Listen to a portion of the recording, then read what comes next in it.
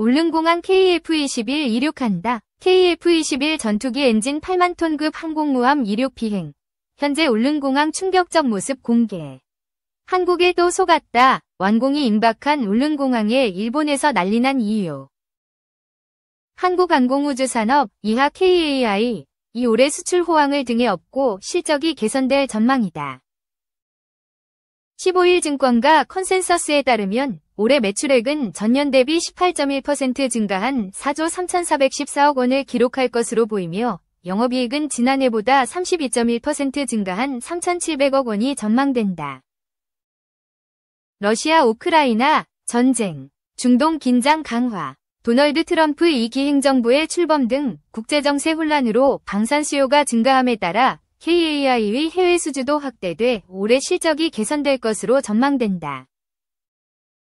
KAI의 신규 수주는 2022년 8조 7천억 원을 기록한 이후 2023년 4조 6천억 원, 2024년 예상치 4조 9천억 원으로 크게 감소한 상태다. 다만 올해는 8조 5천억 원 수준의 신규 수주가 전망돼 향후 실적에 대한 기대감이 상승하고 있다. 특히 KAI는 기존 수출에 성공한 중동 동남아시아 지역을 위주로 수주 확대를 위해 힘쓸 것으로 보인다. KAI는 지난해 12월 이라크와 수리온 2대 수출 계약을 체결했다. 약 1,300억 원 규모의 계약이다. 계약 기간은 올해 3월 30일부터 본격적으로 시작된다. 수리온은 KAI가 만든 한국형 기동헬기로 주요 장비의 약 90%를 국산화해 부품 조달 시간을 평균 30% 단축한 것이 특징이다. 또한 KAI는 수출 증대를 위해 중동 및 아프리카 지역의 대표적인 방산 전시회 아이덱스에 오는 2월 참가할 예정이다. 이라크에 수출했던 수리온을 비롯해 한국형 전투기 KF-21, 주력 수출 항공기인 FA-50을 중동 지역에 선보일 예정이다. 업계에 따르면 그간 우리 무기체계가 수출된 이후 인근 국가에 확대된 사례가 많아 수리온의 이라크 수출 성공 이후 중동 수출에도 청신호가 켜졌다는 평가다. 특히 이번에는 UAE와의 수리온 수출 계약 가능성이 높게 점쳐지고 있다. KAI는 올해 K방산의 능력이 검증된 동남아시아 수출 확대도 노리고 있다. 필리핀 공군은 지난해 8월 차세대 전투기 40여 대를 사들이는 프로젝트인 MRF 다목적 전투기 도입 사업을 시작했다. 이를 위해 4천억 페소, 약 9조 6천억 원을 예산으로 배정하고 612억 페소, 약 1조 4,200억 원로 초도 물량인 10대를 구입할 계획을 세웠다. KAI는 지난 2014년 필리핀에 FA-50 12대를 수출하고 지난해 해당 기체들의 유지보수를 포함한 섬과 기반 군수지원 계약을 체결한 경험을 바탕으로 FA-50 추가 수주와 더불어 한국형 4.5세대 세미스텔스 기능 탑재 전투기인 KF-21 수주까지 노리고 있다. 말레이시아는 2023년 초 1조 3천억 원 규모의 FA-50 18대 도입 계약을 체결했다. 동일한 규모의 2차 도입 계약도 2026년 하반기 추진 예정이다. 또한 KAI는 지난해 11월 항페루 정상회담을 계기로 페루의 FA-50과 한국형 차세대 전투기 KF-21을 함께 수출하는 방안도 추진하고 있다.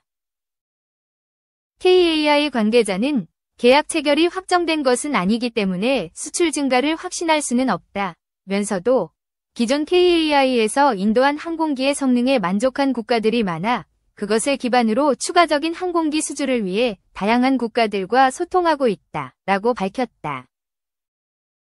2. 가장 빠른 스텔스기, 마하 5 이상 속도 내는 괴물 극초음속 정찰기, 이현호 기자의 밀리터리, 독. 극초음속은 음속보다 5배 이상 빠른 속도로 마하 5 이상의 속도를 뜻한다. 통상 마하 5를 약간만 벗어나도 극초음속이라고 부른다. 이유인 즉, 공기와의 마찰, 이온, 초고온 등으로 정확한 마하 5라는 속도를 측정하기 어렵기 때문이다. 1990년대부터 이 기술이 사용되면서 전투기와 미사일에 적용되기 시작했다. 이후 항공기에도 채택되면서 사용 용도가 넓어지는 중이다. 현재 세계에서 극초음속 미사일을 보유하는 국가는 미국과 러시아, 중국, 북한 4개국뿐이다. 극초음속 군용 항공기를 보유한 국가도 많지 않다. 미국과 러시아 등 손에 꼽을 정도다. 세계 최초로 운용된 군용 항공기는 정찰기다. 로키드 마틴이 개발한 SR-71 블랙버드는 로키드 마틴의 스컹크 웍스에서 개발한 전략 정찰기다.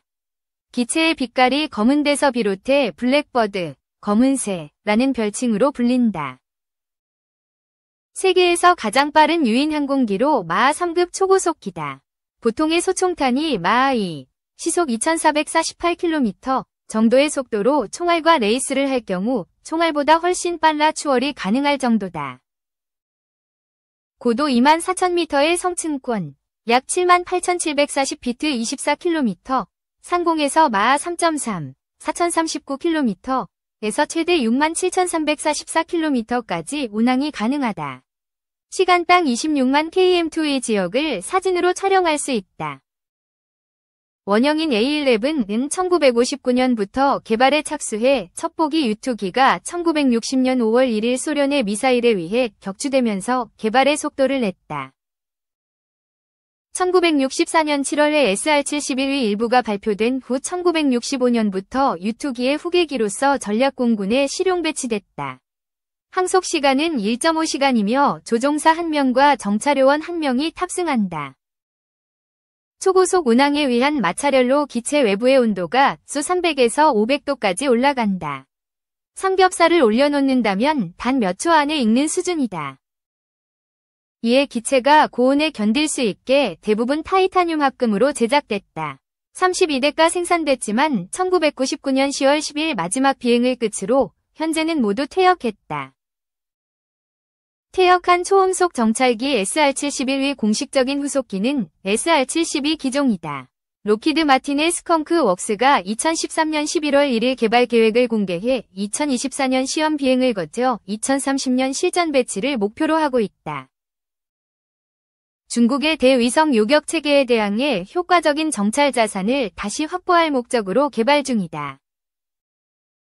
기체는 SR-71의 크기를 거의 유지하면서 최대 속도는 마하 6으로 SR-71의 2배를 끌어올릴 예정이다. SR-71의 컨셉을 계승한다는 의미로 71의 바로 뒤 숫자인 72가 붙였다. 속도 개량을 위해 두 가지 방식의 엔진을 상하로 겹치게 했다. 한 개의 공기흡입구와 분사 노즐을 공유해 하나로 결합시킨 구조다. 평상시는 기존 재래식 제트 엔진을 이용해 마하 3까지 속도를 내지만 이후 램제트 모드 또는 스크램제트 모드로 작동할 수 있는 듀얼 모드 램제트 엔진을 이용해 최대 마하 6 이상까지 속도를 끌어올릴 수 있다. SR-72는 이러한 구조의 엔진을 쌍발로 장착해 엄밀히 따지자면 4발의 엔진을 싣고 있는 셈이다. 초기 개발 비용은 대당 10억 달러, 한화 1조 3,020억 원로 진행된다. 동체는 탄소와 금속을 이용한 복합 소재로 제작된다. SR-71 초음속에서 공기와의 마찰열로 열팽창을 상쇄시키기 위해 금속판 사이에 여유를 둔 디자인도 채택했다. 예상되는 무장은 정찰기라는 타이틀 탓에 별다른 무장은 장착하지 않는 설계로 추정된다. 그러나 지구 전역이 대상이라며 그에 따른 무장해야 한다. 다만 속도를 높이기 위해 초음속 폭격기처럼 내부에 폭탄을 경납하고 폭탄 투하창을 열어 폭격을 하는 구조로 설계될 것으로 추정된다. 다만 분명한 것은 극초음속 또는 초고고도의 환경에서 가장 적합한 고출력 레이저와 같은 고에너지 광속 무기가 탑재될 가능성이 높다. 예컨대 우주에 근접한 상공에서 극초음속으로 초계하면서 적국의 탄도탄을 상승 단계에서부터 포착 및 추적해 레이저로 파괴하는 궁극의 BMD 플랫폼으로서 활약할 가능성이 높다. 또 다른 무장으로는 탄도미사일이 있다. 1단 로켓을 생략한 탄도미사일을 탑재해 높은 고도에서 빠른 속도로 발사해 적기를 타격함으로써 방공망 사각지대 등 예상치 못한 곳에서 탄도탄 공격을 감행할 수 있도록 제작한 것이다. 물론 고체 로켓이나 램제트와 같은 극초음속 도립전에 필요한 불편스러운 가속 추진체계 따위 없이 스크램제트만으로 추진해 발사되는 극초음속 순항 미사일 등도 고려해 볼 수 있다. 유인기가 아닌 고고도 무인정찰기 글로벌 호크도 극초음속 비행기로 개발되고 있다. 이미 미국은 노스다코타주 그랜드 포크스 공군기지에서 퇴역한 글로벌 호크를 개조해 극초음속 신기술 시험 플랫폼으로 활용할 계획 중이다. 방산기업 노스록그루먼에 따르면 미 정부는 퇴역한 4대의 글로벌 호크 블록 20 기체 개조를 요청했다. 노스록그루먼은 이 기체를 그루먼 그랜드 스카이 시설로 옮겨 개조한 후에 태평양 상공에서 진행될 극초음속 신기술 시험에 투입할 예정인 것으로 알려졌다. 이를 통해 글로벌 호크는 통합공중통신체계를 탑재해 공중의 기지국 역할을 수행하게 된다. 미 공군 1119 정찰비행단은 글로벌 호크 블록 20을 2011년 4대 도입해 매년 1만여 시간을 비행해왔다. 현재는 글로벌 호크 블록 30과 블록 40기종을 발해서 9대를 운용 중이다.